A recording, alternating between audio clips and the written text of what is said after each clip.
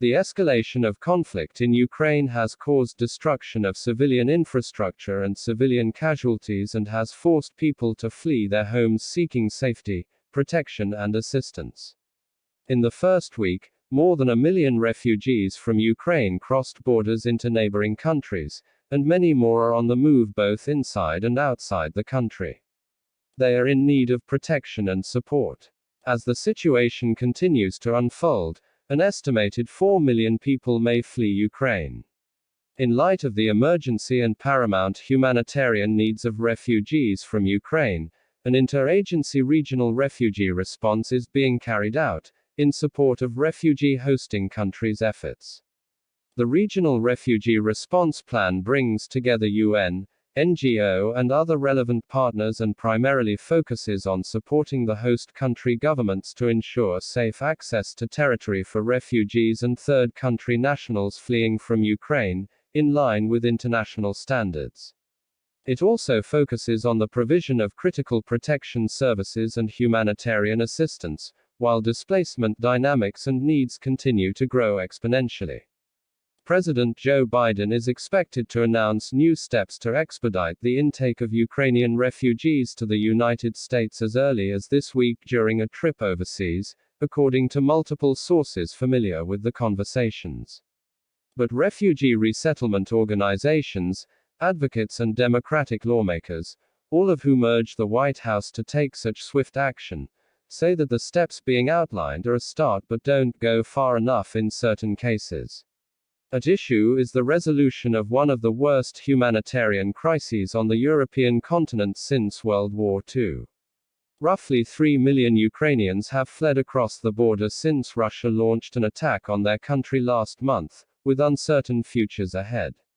The advocacy community is urging Biden to use this moment to not only demonstrate that the US will share in the responsibility of welcoming those Ukrainians but make good on promises his administration made during its first months in office to rebuild a system dismantled by the prior president and lead in addressing the global refugee crisis.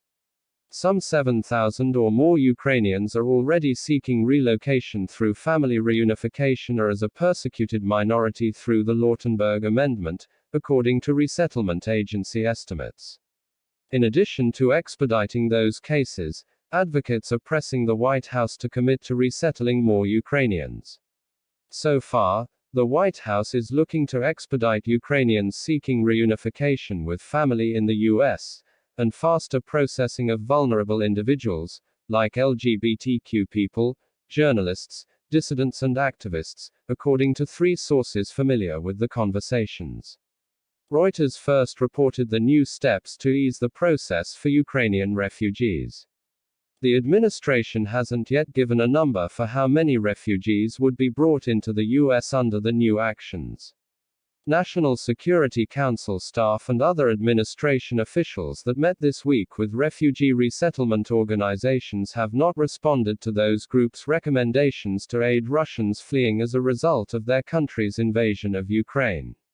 Sources familiar with the White House's thinking have also said they are not currently considering any major evacuation efforts, such as airlifts, and are evaluating better ways to utilize the humanitarian parole system to allow for temporary relocation to the US. This is an emergency situation, said Representative Bill Pascrell, DNJ, who sent a letter to Biden earlier this month calling for a significant increase in the number of refugees admitted to the US. We're not doing a very good job. Let's cut to the chase here and get something done. Pascrell said Biden appeared to be moving in the right direction and said he believes the president is genuinely interested in helping Ukrainians fleeing for their lives. But Pascrell wants to see expedited processing of cases deliver real results by the beginning of April. If it's just talk and a photo op, it doesn't mean a damn thing, Pascrell said.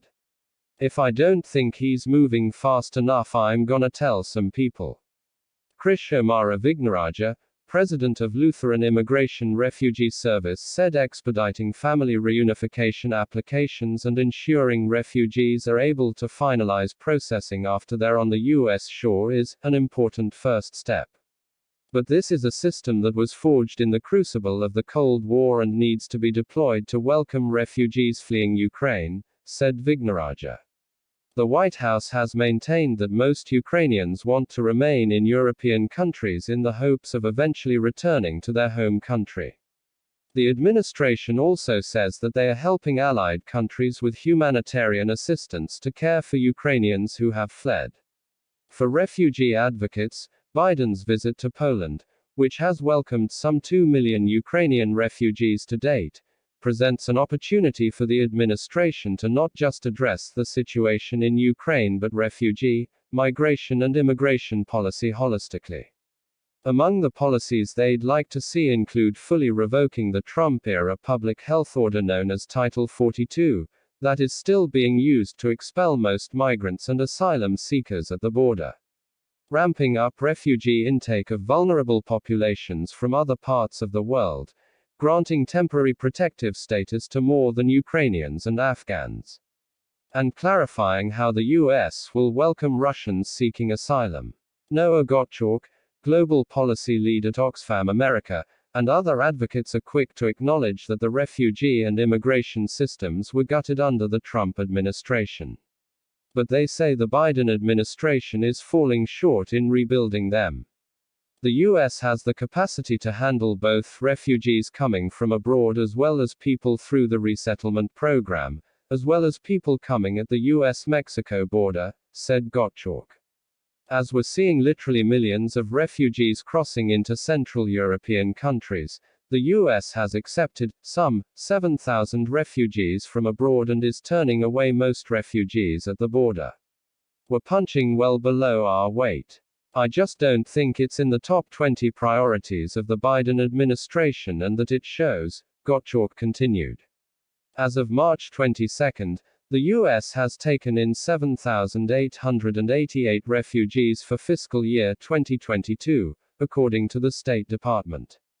Biden set the annual refugee cap at 125,000 last year after backlash from within his own party when he set a lower cap initially. Separately, more than 76,000 Afghan nationals who have arrived through Operation Allies Welcome have now joined their new communities across the United States, according to the Department of Homeland Security. A majority of those Afghans received parole for humanitarian reasons, an avenue that the White House is considering for Ukrainians as well. Mark Hetfield, president of HIAS, a Jewish-American nonprofit that resettles refugees, said he wants the administration to welcome tens of thousands of Ukrainians, referencing the Clinton administration's effort to take in 20,000 Kosovo refugees in 1999. The refugee program was created in 1980 to respond to emergency situations specifically so we wouldn't have to use humanitarian parole anymore, said Hetfield. It's become such a slow-moving program that it's like an ambulance that moves at a glacial pace.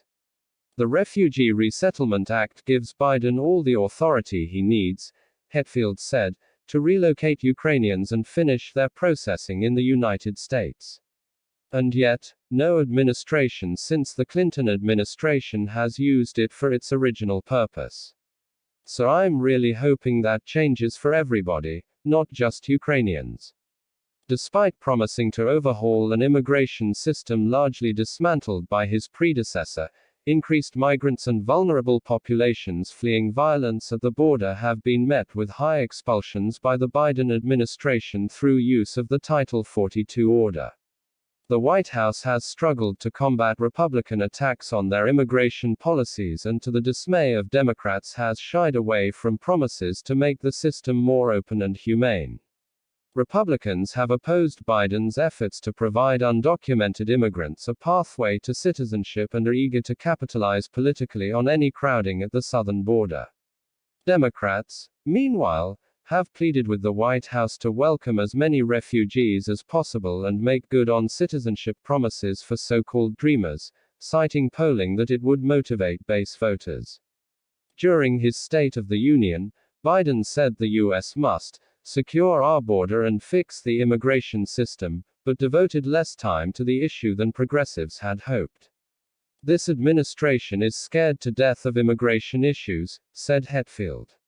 A White House official did not preview any of the administration's actions but pointed to comments made by White House Press Secretary Jen Psaki, who said the White House was in talks with the European Union and the UN Refugee Agency about Ukrainian nationals who may not be able to remain safely in Europe. President Biden will announce further American contributions to a coordinated humanitarian response to ease the suffering of civilians inside Ukraine and to respond to the growing flow of refugees, National Security Advisor Jake Sullivan said Tuesday. Jenny Yang, Senior Vice President of Advocacy and Policy at World Relief, credited the White House for engaging on expedited processing options early on in the Ukraine conflict, calling it an encouraging sign. But she said streamlined refugee and humanitarian parole processes need to benefit a broader population than just Ukrainians and Afghans. In particular, Yang took issue with a Title 42 exemption being allowed only for Ukrainians. The fact that they've exempted Ukrainians only, when the whole policy is wrong-headed, is another indication that they're not pursuing equitable protection policies, said Yang. A White House official said the Center for Disease Control and Prevention's Title 42 public health order remains in place for single adults and family units.